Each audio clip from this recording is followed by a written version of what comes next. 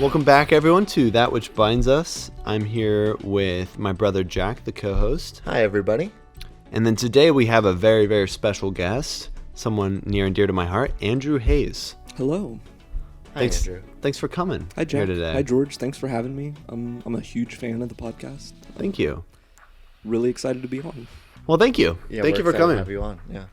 Andrew and I have been probably best friends since early college. That's about 4 or 5 years of just hanging out all the time. And It's been incredible. Casual friends for about 2 years before that. Also, something special about Andrew. If you follow our Instagram, you've probably seen the pictures of me and George playing football or interviewing geese and statues. Andrew was our photographer for that. Andrew followed us around Wichita and took some great pictures of us, which was honestly a ton of fun. It was, yeah. That was honestly one of my favorite shoots I've done. Yeah, a lot of those photos are just so unique. I'm never gonna take a photo of someone interviewing a goose again. Yeah. Yeah. It was a nice, cute moment for me and George, I think. Yeah, it was a lot of fun to just run around Wichita and look at shit and go like, let's take a picture in front of that. Yeah, I loved it. So something we don't usually do. Andrew, I would like you to introduce what we're talking about today. Okay. Yeah, what are we talking about? Well, we're gonna jump back into God shit. God shit. That's how I bass picture. dropped? Yeah, it's just all bass. That's what I picture as God shit. It's just only bass, and it kind of sounds bad. Damn. So yeah, that's today's episode. What makes you want to talk about God shit, Andrew? What does God shit have to do with you? Two of my favorite things. Well,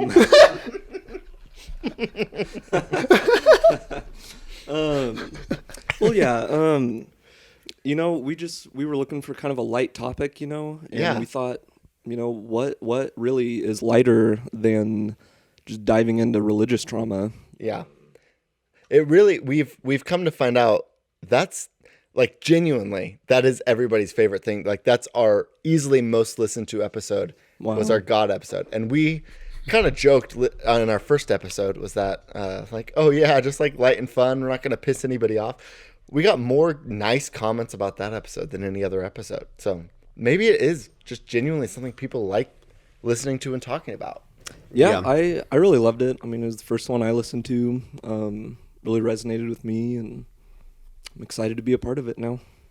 George, what are your feelings on that? Yeah, definitely our most listened to episode, the one I've received the most positive feedback about. And it started making me think like, whoa, are we actually like saying something?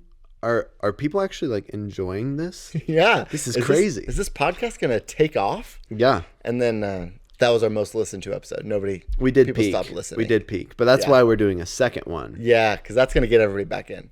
Yep. Reeling everybody back in. And our incredible guest. Yeah. Well, thank you. That was quite the introduction. Of course. So, Andrew, I'd like to, at some point, not just yet, but at some point get into your childhood and like growing up and what God shit looked like for you. But I do want to know more about your guys' relationship between you and George.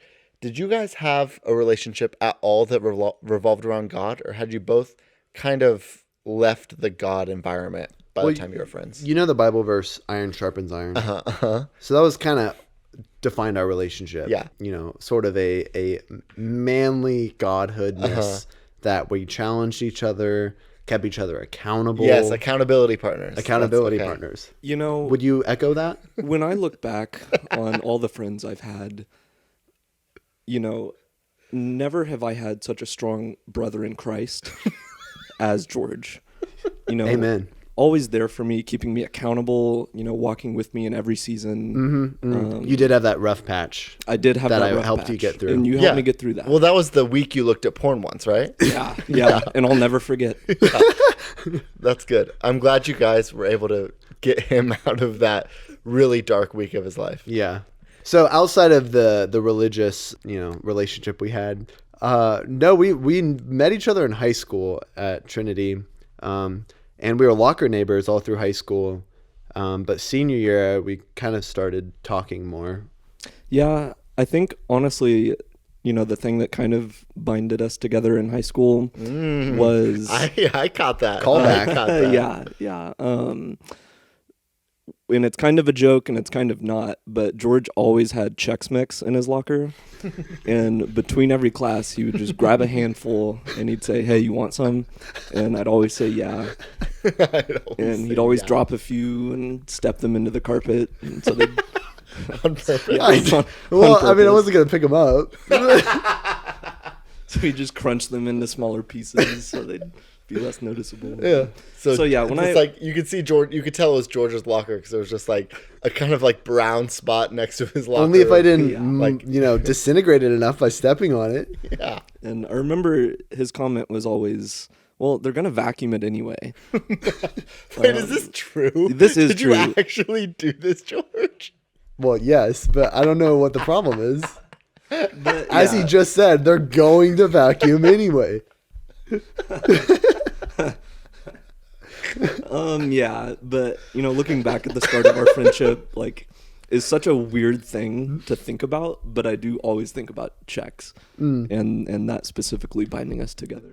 And it's funny because we're talking about God shit today. He and I were in a class called Comparative Cults and Religions, where you look at different religions and cults, and the end of the year project was you get a partner and you make a cult that it was kind of like a joke, but you kind of just like come up with some background for your religion. And our cult was Chexology. It was about Chex Mix, and each piece of Chex was its own pillar. It was its own tenet of our religion. Like each like one of the assortment that goes in a bag of checks. Yeah, kind of like the Holy Trinity is for Christians, if I can compare it to that. You may. The 6 pieces of Yeah. Chex Mix. So basically, much like the Christians have their Father, Son, and Holy Spirit, we had our corn checks, wheat checks, rye chip, breadstick, circle pretzel, and square pretzel. And each of those pillars was very pivotal to the religion. Do you want to expand on that? More? Are you able to tell us more? I think that sums it up. Anything you need, you can find in a different pillar. I'll just say that. Okay. Someone did eventually uncover some shit about the founder. Because it's General Mills, isn't it? Yeah. It Like was a big corporation company owns Chex Mix, and they got Is he, into like, some the bad shit. guy. Yeah, I think he was kind of a racist. Or something. I think Chexology's flaw was that we made him sort of a deity. Yeah, you shouldn't of have our done that. religion. You should have made it more about the snack itself. Yeah. It always So- goes back to that, Yeah, we didn't gain many followers to our religion. It was probably just you two. I would wager there were others. How much would you wager? Not much, but you never know. You never know. You're absolutely right. So yeah, that was our early relationship, Andrew and I. And then in college, our relationship really took flight. We went to the same college. We just had a lot of free time on our hands, going to like school, and then we come home from school and just come over to my house, play video games, eat food. Didn't do drugs or alcohol for a while, but Yeah, we were able to hold off for Good for you guys. Good couple Was that years. was that because of Christianity? Was that because like God told you not to, or was it just not interesting to you? For me, it was just lack of availability, honestly. How do you find drugs and alcohol when you're 19? Yeah. Yeah. yeah. And a Christian. Well, Yeah. how long were you a Christian for? I'm getting ahead of myself. Yeah, maybe we should just get Start into at the the beginning. shit. All right, let's get into the God shit. Well, here's God shit.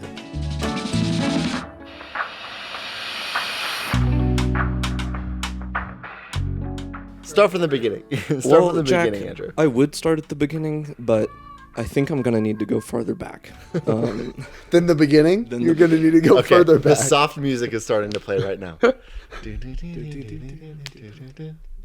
Well, yeah. So I grew up in a Christian household, Christian mom and dad.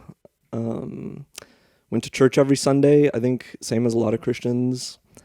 It was never super real for me in the early years. What do you mean by it wasn't super real? Like, what would it have meant to be real, and what? I think wasn't? I think I just never like really had a good grasp on what was going on or what it was for. Like going to church as a kid was always a little like I didn't really know why we were there. It was like a chore. It was a chore. Yeah, it was a very big chore. And I kind of just did that, just went along with it for a long time. think probably around, I don't remember, maybe 8, 9, somewhere along in there. That's when, those chapel speakers at school, they start getting through to you. Turn or burn. They start talking how a 9-year-old wants to be talked to. They do. Yeah. They do. They promise a lot. And it was around that time that I think I started to listen, pay attention a little bit more. And looking back, there were probably 4 or 5 unique specific times where I was like, okay, this is it. This is real. This is real. I'm going to do Christianity. Mm-hmm. Do you remember the first? Or just the most impactful? Yeah, let's go. Yeah, I think that's an interesting question. I honestly don't remember the first. And I think that says a lot about their maybe real significance. Yeah. Or being 9 years old. True. Being 9. What I would say is, I think the last one, the final one, was probably the most real one. Ooh. But it was also the shortest lived, I think. Which is kind of interesting looking back. But yeah, I just kind of did that for several years with there'd be a speaker or a camp or something, just really reignite that flame. Yeah. And then I'd be on it for, a month or two. Yeah. We talked about that a little in the first episode, the camp high. Yeah, you go on. Yeah, just I had a friend message me about it. They had just listened to that episode and talking about the camp high, and man, was that real. Yeah. You go somewhere for an intensive week long, all we're going to do is pray, talk about God. And then when you come back, you're all I can think about is praying and talking about God. Yeah, because it's on your mind. You were really happy, which looking back was because I was in nature and was just on a vacation. Yeah. With my best friends. Yeah. Actually, now that I think about it, I'm still high from vacations I've gone on. Yeah. We didn't talk about God. When I went to Arizona last month, when I came back, I felt great for a week. And it's the exact same thing. I have no doubt.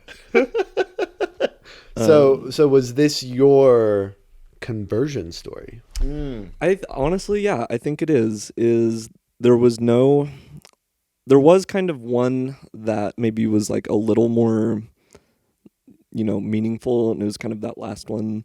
But in terms of becoming a Christian, it was always just kind of in my life, and it never felt like this big thing I found or that someone revealed to me. Okay.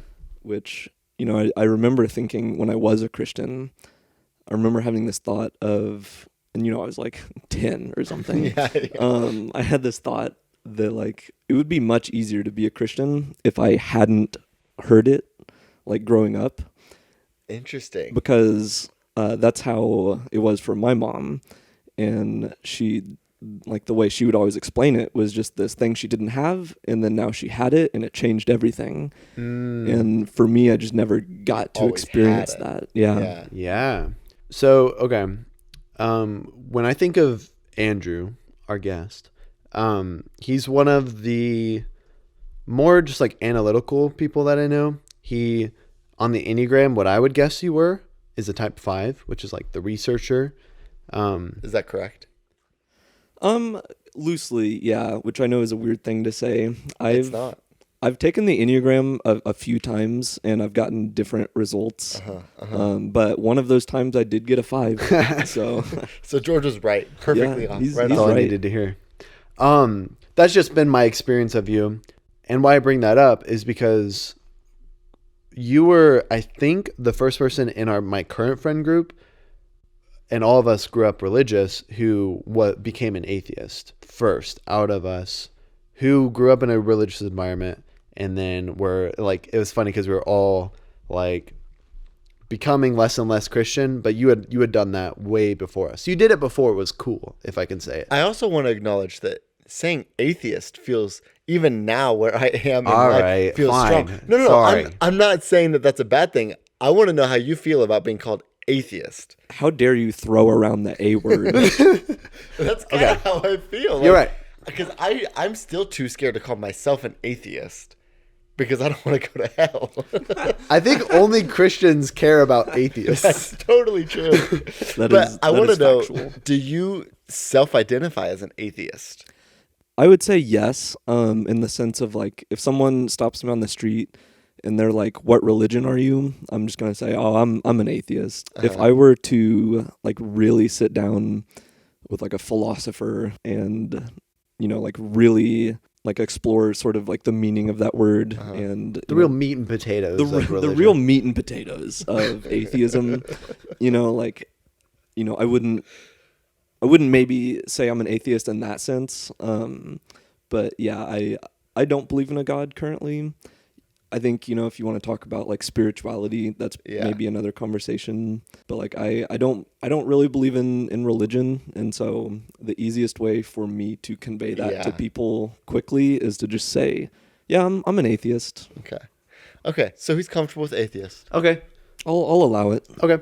Yeah, I mainly it's just like you're not someone who makes decisions flippantly. Like you research things and make sure it's a like really true fundamental like truth for you, I feel like. So what did that look like for you? What was that unpacking process when you were stepping away and deconstructing? What did that look like? What were some highlights?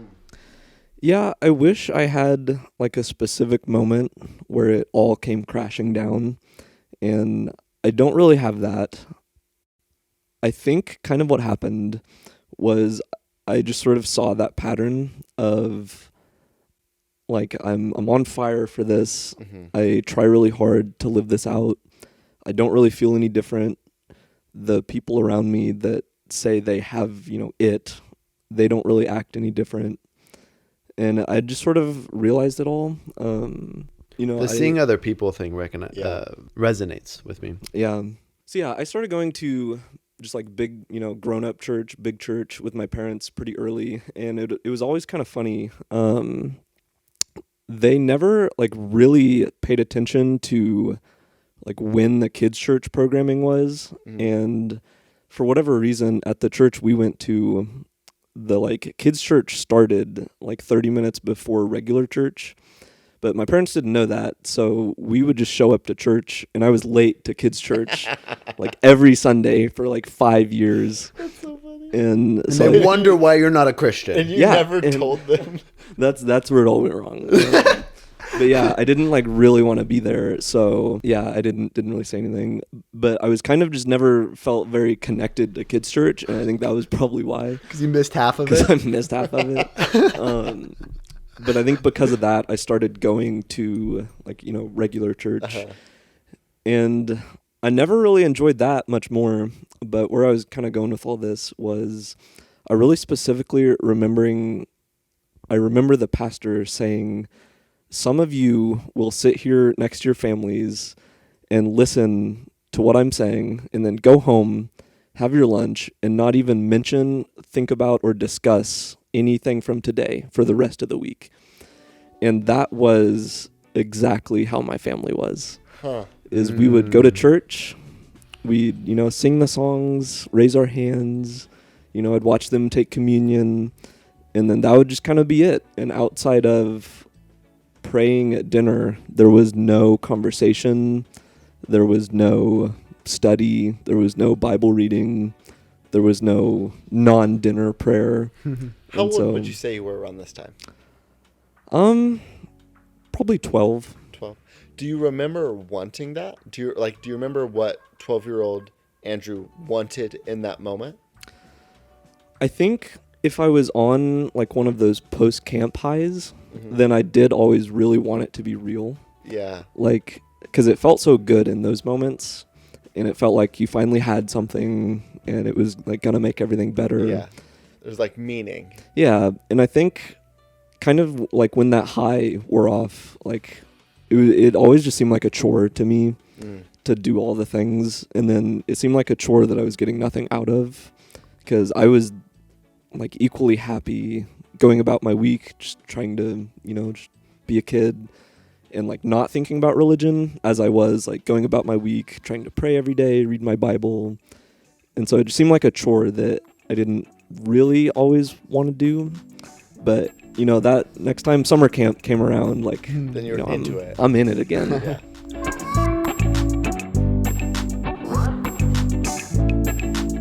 Okay, so this church you went to your entire life also happened to be the church you worked at for a couple years. After you were an atheist. Am I allowed to say that? Is that okay if I say that out loud? Yeah, I'll let you say the A word. Great. Great, thanks. So you worked there, I want to say almost all of college. So how I remember your position there was that your church had quite a lot of pastors who had the pastor role. And I'm pretty sure your boss, you were on the like IT team, but your church had like 7 different men who had the label of pastor. If I'm not wrong. You are wrong. That number's low. 7's low? 7's low. How many pastors does the church need? I mean, need or have? As we're going with have. I mean, need, like, probably one good one, maybe a kid's pastor. Okay. You know, get a volunteer to do worship, like, you're set. Okay. How many pastors are at this church? Lead pastor, executive pastor, worship pastor, family pastor, youth pastor, kids pastor, worship pastor. What's the difference between youth and kids? What was your boss? My boss was the creative arts pastor. No. Too many pastors. Too many. Me and one of our other friends always like to joke that, like, all right, emergency, horrible situation happens. You are second in line to the creative arts pastor. No. How many pastors go down before They all get Andrew on one Hayes plane. Yeah. before Andrew Hayes is giving the Sunday service? How many people go down before you're next in line? I mean, it would take a lot because there's so many pastors. Let's live this out, though. All 18 people that need to die. They're dead. Someone's got to give the service this Sunday. I think it's me. What are you going for? What's your sermon? I might just go balls to the wall and like proclaim my atheism at that point. Because like if there's no pastors left, Just start like blessing people and telling them they're allowed to be atheists. Yeah. You're not actually going to go to hell. I promise. You're fine. Light a You joint. can trust me. I light a joint. or communion, brethren. Yeah. So you got to work at a church for years, being more of an adult, getting to see things for what they are, no longer being a kid and like being gullible. What were some of the experiences like with like hypocrisy, with just the inner workings of a church? What did that look like for you? Pretty interesting, I would say. To be a little more specific on my history there, I actually started as a janitor for about 2 years. And, you know, my time as a janitor there, I really didn't have a lot of problems with the church. Just clean shit. And, you know, Were you a Christian at that point? no, Okay. no, absolutely So not. You just didn't care that much. Yeah, I didn't care. You know, I remembered always kind of having that fear of like, what if I'm found out? Mm-hmm. And the fear was never like that present as the janitor, because it was like, well, you know, I just clean shit, and so like, what are they gonna do? You know, fast forward to when I'm immediately second to a pastor. That was a little different, and you know, for a long time in my head, I kind of told myself, you know, I went over like, if they do find out, what's gonna happen. And I got to the point where I realized, like, I don't care if they find out. I don't care at all, because I'm not living any worse or differently than a lot of these people are. And I have, you know, examples of, you know, like you say, hypocrisy, where like, Yeah. you know, they're, you know, the Christians that are supposed to be set apart. And you're just not even seeing it. yeah, You're not like seeing any I reason don't why see they're- any of it. Yeah. And so, you know, I just told myself, like, if they try and say, like, you know, you're living this way, and I left before they ever found out. So that, like, I guess never came to. And sorry, context. When we say you're second in line to a pastor, it wasn't like you were, you know, leading Bible studies or anything. You were like on the like sound team for the worship, and you were editing videos. Like what was your role? You weren't like speaking into people's, you know, Christianity. Yeah, I don't know. that's a good delineation of it. yeah, really just pastoring people, Leading Bible studies. shepherding. Yeah, so I did IT and video editing Yeah. were kind of my two primary roles. That kind of expanded into a lot. So like Sunday mornings, I did a lot with the production kind of itself. And I've seen your stuff. You almost had me. I almost was dipping my toes into the Christian waters. Yeah, and we can maybe talk about that. As an atheist editor trying to edit really moving videos. Yeah. I'm very interested to hear your thoughts on the like emotionality of creating Christian content. And I'm good at it. yeah, I bet. How does that, is there a sort of cognitive dissonance where you're like, I know that this works, I don't believe it, but I'm doing it anyways? I think atheist editors are almost better at it because you're not also like you have no personal emotion Yeah. involved. You're kind of shameless about that. It's just an emotionally manipulative maneuver. Like I'm shameless about it, and I know exactly what they all eat up. Yeah. Because I used to be a part of it. It's around me. So you also did sound for the worship team. What were some of the cues and rhythms that come with Christian music that you picked up on? What did that look like? Yeah. So sound and worship is fun to talk about for me. So my boss, the creative arts pastor, was also our sound guy, and I think maybe the best way to say it was he was very, very particular with sound. I would say that learning how to mix live audio for him was the most pressure I've felt, Really? really from any job I've had on any project. Was Wow. learning how to mix live sound. Wow. There's unique energy like in the sound booth at a big church, when you're the sound guy and you're responsible for it. And it's very high stakes. And I was trying to think about it, and what it always came down to was him wanting me to hit certain cues to make certain instruments louder, or to change this or change that at certain moments. And I think all it really was he wanted it to be like as emotional as possible, or I don't know, just as like moving as possible. Yeah. So do you believe he bought into that it was the Holy Spirit, or was he self-aware enough to know that it was all about manipulating emotions? Sounds more intentional than maybe I mean it, but was he like, this is more emotional this way, do it this way? Or did he think this is the way the Holy Spirit wants it to be done? Yeah, he was pretty open about, we need to raise the kick drum right here because that'll get people amped up. Uh-huh. And, even as the pastor himself, it was always kind of weird, like randomly, mixing sound, he would throw up an arm and you'd think like, wow, he's really, spiritual right now and into it. And then, something would happen and he'd, like freak out, and you realize like he's not in that moment. Like Yeah. he's worried about the audio. So But yeah, wild. even him himself, he would tell you like we're kind of producing the energy a little bit. He probably But wouldn't say To 100%. the congregation, he wouldn't say that. To the congregation, would he have said, this is the Holy Spirit moving? Yeah. So what is your relationship before all of this, before seeing the curtain pulled back? Maybe you're in high school at chapel.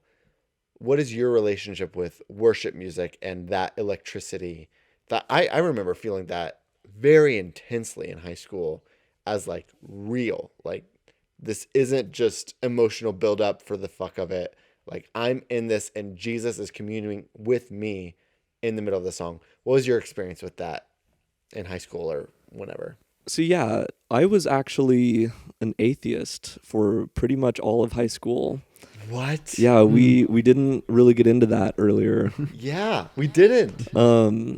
So yeah, all How long have those you been an atheist? Since when? all those up and downs I was telling you about, go to camp, get on fire for Jesus. The last and final one was 7th grade, actually. What? But you had to give a statement of faith to go to Trinity. I You did. lie? I did. You're a bastard. Yeah. You're a dirty bastard. I feel bad about that every day, honestly. I just wish I could go apologize to someone. Maybe next episode we'll bring them on. Yeah. So you can face-to-face apologize. We have a sit down with Trinity's leaders for Andrew to apologize to their face. Okay, so Get the 7th press. grade was the last time you had a real like Jesus moment. Yeah, and going back to, what were you gonna say? Do your parents know this? They do now. They do now. They Because didn't. they're listening to this episode, or No, they. Oh, okay. It all kind of came out last summer. It was getting kind of hard to hide, Yeah. forever. But for a long time, they didn't know, and I think it was pretty shocking to them. But yeah, going back to like the atheist word, in 8th grade, 9th grade, I probably wouldn't have like been as confident in saying that. Uh-huh. But the last time I practiced any sort of religion was definitely 7th grade. So let's talk about that then a little bit. 8th grade, you're an atheist. 9th grade, you're an atheist. Do you have a fear of hell? Yeah, so that fear actually lasted well into high school, Uh-huh. but I was so confident that I did not want to be a Christian that just overpowered it, and Yeah. I never really looked back. So what gave you that confidence? I think it goes back to seeing other people around me try and live it Yeah. out and just not seeing their lives be any different. Uh-huh. Interesting. Did you know this about him, or did he trick you, George? I mean, he was never overtly Christian. Like we didn't, contrary to popular belief, we did not sharpen each other as iron. Well, if you recall, we were actually in small group together. You're right. For 2 Did you lead a years. small group? I didn't lead one. Oh, that No, like would've been freshman year of high hilarious. school, we were just 15-year-old shits listening to 17 and 18-year-old guys tell Pretend us like they've got it figured out. Yeah. And honestly, like looking back, the closest I ever was to maybe entertaining like Christianity was probably that small group, because it was such a good time. Just donuts, people just like dicking around. Like this is communion with God And like right here. from a like pastoral perspective, we had far and away the worst small group because we never really talked about religion at all. No. You just talked about porn, or Yeah, there was. I think there was one or two of those. Yeah, I don't know if like this is gonna get edited out, but there was the man who had 100 orgasms a day. Oh yeah. There's some this is CNN not video. true. Yeah, there's some I thought there was a kid video in your on class. CNN or so. Oh, not in our class. There's a kid who just Yeah. can't stop coming. Not in the Won't small stop group. But coming this and he can't man, I stop don't know, he was like coming. 40 or 50, had involuntary orgasms as like a condition, and he would have up to 100 a day. Yeah, he had a This car man- accident, and so he'd, for the rest of his life, he'd just be walking downtown and just have to bend They over. were like painful. He I'd kill myself. he hated his Why life. didn't he kill himself? I mean, I don't know if there's still some like sliver of pleasure. That's great. Okay, so that's how you remember small groups in high school. Is the 100-man or the 100? And that was the orgasms a closest day. he came to coming back to the faith. That's the closest he came to coming too. Ayo. Heyo.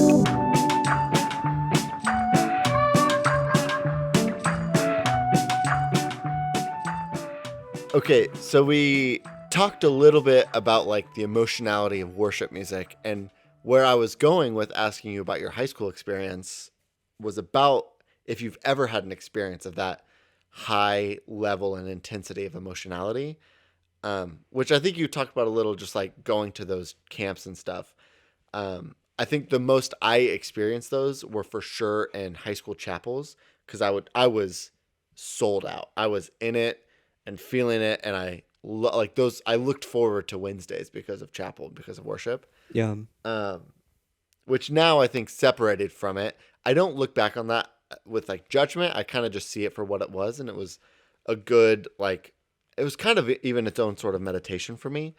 But I want to know now, like, your opinion of that, I guess. Your opinion of, like, do you judge it? Do you see that emotional worship moment as, like, do you see people as gullible? What's your... I think it's manufactured. Okay, but how do you see people who enjoy it? Do you feel sad for them? I do a little bit, Uh-huh. but also I don't, because like even if it's wrong, if it's bringing them some little amount of joy or peace, Uh-huh. I think, maybe good for them. It's kind of hard when it's kind of hard for me to separate that out sometimes. Yeah. Is like, well, religion also has all these bad sides to it, Yeah. and I don't really want them to be a part of that. But I'm like, well, if you really love jamming, to the Yeah. Lord. Well, also because I only experienced that as like I was getting something from the manufactured environment, but you were manufacturing the environment. Like I you were was, yeah. contributing to it. So I'm sure that for you, it's also its own different experience of like, you didn't just like take from it, you gave to it and enforced it. I just didn't know, like, something George sent us, which I think you guys have talked a lot about, was that song from, who's that? Trill song. Trill song. Trill song. Everyone go to Spotify right now and look up Trill I song. might even just play it. Like, I don't even care if we get flagged for copyright. I think it's hilarious. So I'm going to play it for a second, just the chorus. Out in the community center, I gotta say, sheesh. It's bussin'. Isn't it bussin' today? This is a new song. Your love is bussin'. Sing it with us. Your love is bussin', bussin'. Only thing I put my trust. Bussin', bussin' for real. Your love is dead ass. Your love is dead ass, dead ass. Even when I'm acting like a head ass, dead ass. Bussin' for real. On God, it's bussin' for real. And that's Trill song of Your Love is Bussin'. That's the song. And George said you two talked a little bit about it, but I think I love it. I think Well, we were listening to it, and we were just like in my car with another friend, just kind of laughing, being like goofballs. And then I was like, "Thanks for showing me that song. It's really funny." And you like kind of looked at me deadpan and were like, "I think that is one of the most profound songs that has ever come out about like religion." And I thought it was like, I was like, "Oh, tell me why." And we like talked about it for another 20 minutes, and I ate it up. So I want to hear your thoughts on that. I would love to talk about Trill song. Tell me about Trill song. It's bussin'. For real. For real. I don't want to give him too much credit, because the way I look at it, it's one of two things. It is either just a complete joke with a bunch of people that, were just memeing and pump that out, or it is sort of a tasteful commentary on a little bit of a satire. Yeah, a little bit of a satire on Christian music. And maybe I'm giving him too much credit, but I like to think that it is satire. Yeah. And I think it is exceptionally well done satire. The only other example I have of great Christian satire is The Righteous Gemstones, Yes. that TV show. I've been dying to talk about that with somebody. Yeah. I think it's so good. And I was watching that pretty recently after I quit my job at the church. And there were just every episode, so many things that I was like, wow, that is a really smart comment. But on, it's smart and dumb at the same time, because Yeah. it's like acknowledging how kind of just simple. And I really, really want to be careful, because I know a lot of Christians listen to this, and I genuinely believe there is good to be had out of Christianity. I think the beef I have with Christianity is when it enforces rules upon other people and on like women's bodies and children's bodies. I think that gets bad. But I genuinely believe, no matter how cynical I sound, I genuinely believe there is good to be found in Christianity. But I also think there are aspects of Christianity that are just like very silly. yeah. Yeah, like super fucking wealthy pastors having a private jet. Yeah, exactly. I could talk about Righteous Gemstones forever. And then George showed me that Your Love is Bussin' song. And it Evoked. moved me. It evokes emotion. I know. And then it kind of makes you think. You're like, this song moves me, and it's shit. It's literally full of shit. And then you're like, every song that moved me when I was in high school could have been full of shit and it still would have moved me. It was just moving music. I just like music. Yeah. Yeah. One time when I worked at the church, we had just gotten our brand new $115,000 sound system. And I played Stairway to Heaven in an empty, like 1,500 person auditorium, full volume. We had a meter there. I hit 115 decibels, really fucking loud. And that was moving.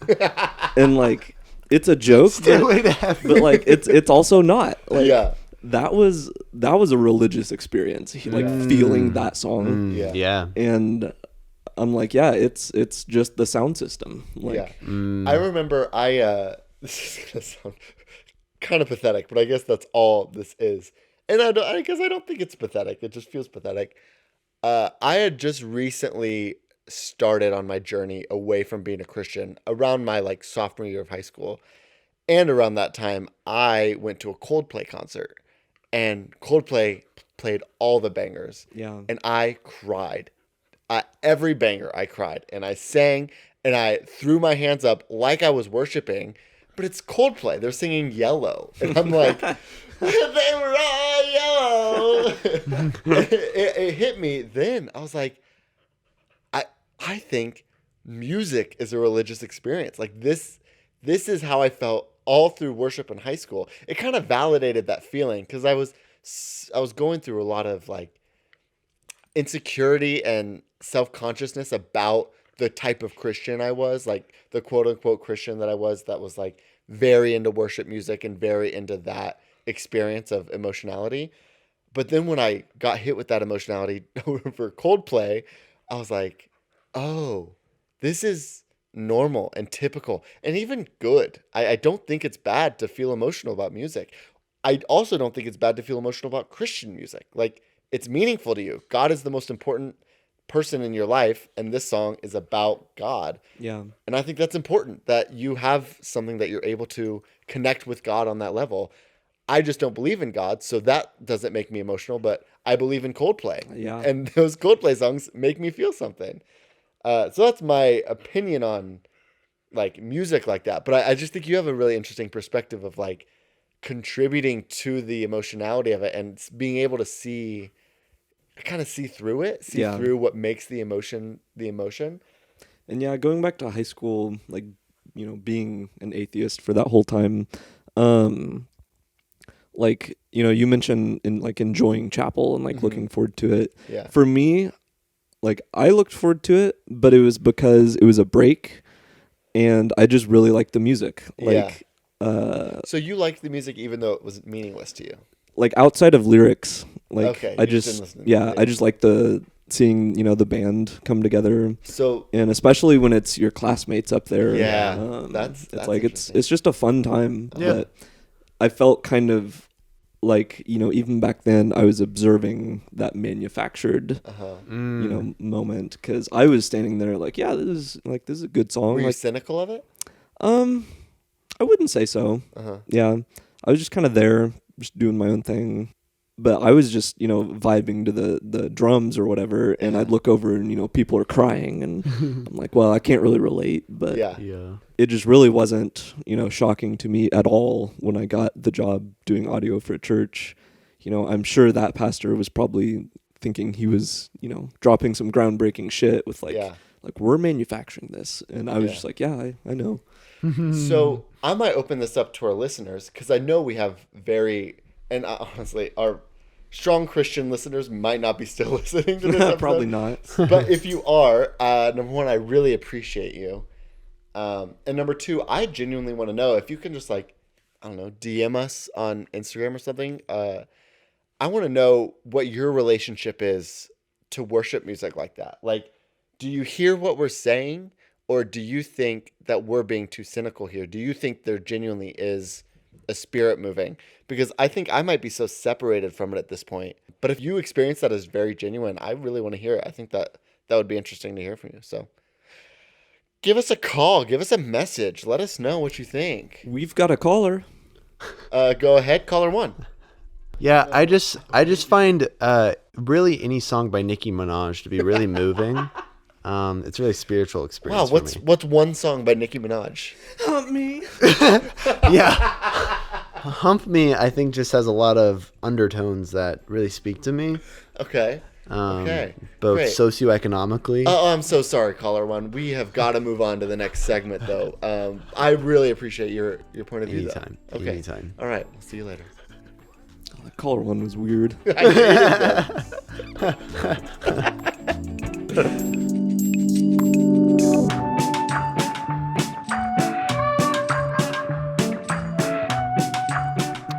All right, so I wanted to pose a question to you guys, and I'm just going to jump in. Let's say, hypothetically, that God, the man in the sky, approaches us individually and says, hey, business isn't going so well. I need an advisor. I need some advice. What are some things that I can change about my business, aka Christianity, that will help add to the followers that we have? Start getting business back on track. Interesting. What would you guys advise God to do or change? You gotta tell him to stop hating the gays. That was going to be my answer, too. From a PR standpoint, God, we really It's 2023. I'm sorry. It's Pride Month. You got to chill out. It's June. Come on. June. Okay, so PR wise, the LGBTQ community, we got to get on board with that. Is that Yeah. the big statement? Yeah. Yeah. I think you got to stop listening to guys who lived 3,000 years ago. I think you can't let them be the people that decide what Christians are like now. Yeah, and even outside of like specifically the LGBTQ, like I think just in general, we got to stop listening to guys, that lived that long ago. Yeah. About like any topic. Like the landscape has just changed. Yeah. And Also, I mean, this is maybe more of like a big question, and maybe God knows something that I don't, which, is kind of the whole point of Christianity. Like, you could just tell us you exist. Like, you could just... Oh, okay. So you're like, hey, God, look, I think a big hang up for a lot of people who would be is followers. that you kind of seem like you don't exist. So, like... if you could just drop by like every now and then. Yeah, you could change that if you wanted. Just be a more present CEO, Yeah, show your face around the office. Okay. I think the little guys would really like to... They'd be fired up about that, yeah. Okay. I love that. I think that would be something that would really do set like me a on Pride fire. Month campaign. Okay. And put your face on the marketing. Okay. What What else about, got? would you guys adjust the Bible at all? What's the whole Bible Too system long. like? Too long. Too long? 66 Yeah. chapters. Too many books? Yeah, too many books. Do we need a newer testament? I don't know. You don't need like freaking Nehemiah, right? Leviticus. Yeah. The hell? Throw those out. So just start trimming fat off the trim Bible? Trim the fat. Okay. Esther, cool story, great story. Liked Esther. We need more women representation. Yeah, I was about to say, let's not start trimming female representation in Okay, the Bible. That is fair. But the story of Esther probably didn't actually happen and is very irrelevant to the rest of the Old Testament. Okay. So You don't know that. It might have happened. it might have happened. You weren't Right. there, man. I just mean maybe we could find a better way to represent women that isn't making up a story than just stuffing it in there. Okay. Trim Look by at the history. 30%. Trim by 30%. Trim by 30%. Yeah. Okay. I'm thinking more like half. Really? What do Okay. you got to cut an important story. What's the most important story you think you'd cut? I already know mine actually. Wow, that's a really good question. Probably when that one place was having. Oh, I can't say. I can't say gay sex, can I? Yeah, you can say gay sex. You're allowed to say it. Sodom and Gomorrah. Yeah, Sodom and Gomorrah probably. Like, Yeah, what were they doing in Sodom and Gomorrah? just having a lot of gay sex. Yeah, so you cut the Sodom and Gomorrah story. Yeah. Okay. Okay. I think I cut Noah's Ark. Just cut It's it. already not believable. The whole world flooded in 40 days. Really? Like, it's far-fetched. It was the thing that got me to believe that the Bible was full of shit. So, like, maybe you'd have more people believing it if you didn't have fairy tales. Okay. God, that felt really mean. To all my Christian friends. No, we're trying to help from a we're PR helping, standpoint. We're trying to we're just helping. And maybe it isn't a fairy massage tale. Christianity. Maybe it really happened. Right. Right. Okay. As long as I say that. So, okay, what I'm hearing is we trim the fat off some of the Bible. Maybe a lot of Old Testament is what I'm hearing. That's the part that doesn't Yeah, we resonate don't with need a a lot newer of that. audience. I mean, Psalms are cool. I like Yeah. poetry. Book of poetry is Okay. fun. Proverbs have a few gems. Yeah. You know? Song of Solomon is about sex. That's kind of cool. Keep that. okay, how do we feel about, so in the New Testament, it's all about Jesus, and he's here and he's here to stay for 33 years or whatever. Yeah. But how do we feel about how that message was portrayed as a religion? Really, just one word comes to mind. Go for it. Bussin. So we actually have to lean into that because it's Yeah. bussin'. Honestly, the language. We got to change the language. We're not hitting with the Gen Z. So I do think we have to up the language to be a little more relatable to the young people. I think that won't age well. I think it's already not aging well because as Gen Z grows up, they are growing out of us. We've got to catch them while they're young. We've lost them already. Yeah. We've lost them. So we got to get the next generation. Okay. We got to be ahead of the curve. Okay, so we need a new translator for the newest version of the Bible Yes. that is just a Gen Z translator. Yeah, Gen Z. Yeah. Okay. NIZ. Bars. Okay. Maybe we could get some like TikTok clips Yep. of Yep. I don't know, just anything. Just get it on TikTok. Just yeah. If we could just have like the Bible TikTok account. Yeah. So yeah, that's my number one advice to God is get on the you're losing socials. young people because you hate gay people, and yeah, I think young people would like it if you said bussin' a little more. Okay. Well, that satisfies me. I think if we can massage Christianity into a version that we can all get on board with, I think a lot of people would follow suit. Yeah, I agree. Okay, that was the end of that question for me. Any other notes for God? Do you have any notes for God?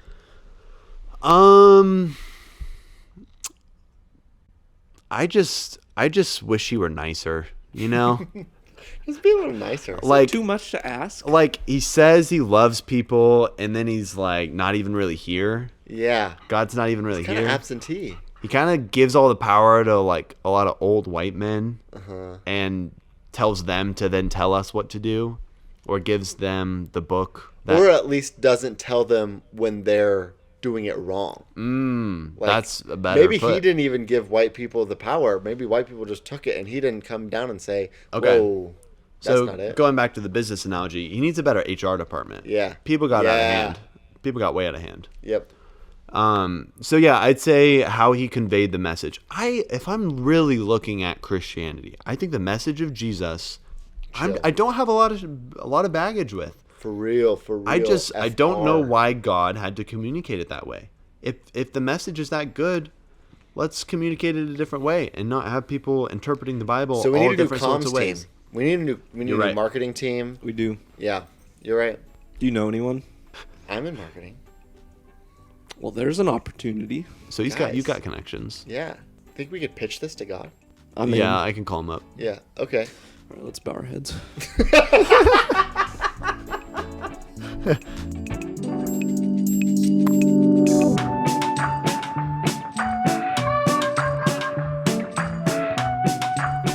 Well, yeah, thank you guys for listening. That is what binds us. Well, if you guys made it this far, thank you for can't listening. imagine anyone made it this far. But maybe they did. Maybe they did. And if you're counting, this is episode 10, everyone. Yeah, it is. Thank you all for making it this far. We did have to start recycling content, but that is not a problem because it was juicy. So It thank you was for listening. Probably our most juicy episode yet. I think so. I think our most fun. This one? Yeah.